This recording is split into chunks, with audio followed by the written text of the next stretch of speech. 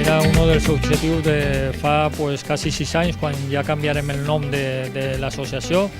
per la d'Associació de Futbolistes del València Club de Futbol, que engloba a tots els futbolistes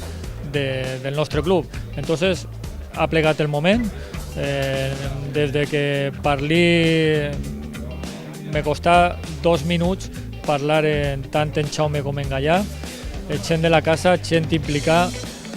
gent formar en els nostres valors, en els nostres raïls,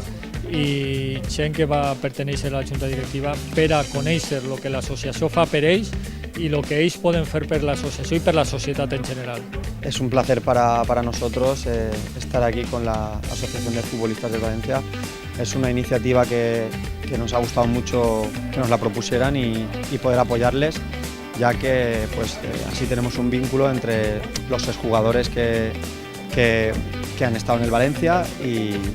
nosotros, que somos actuales jugadores del equipo, y bueno, así hay más comunicación, hay una unión y así podemos transmitir un poco a la demás plantilla lo que hace la asociación. A nosotros nos pareció muy bien, como muy bien ha dicho Jaume, ese vínculo yo creo que hacía falta, y el tema ese de que nos lo comenten también un poco todo lo que tienen pensado, y al final también entre nosotros y ellos debatir y sacar buenas conclusiones, y eso es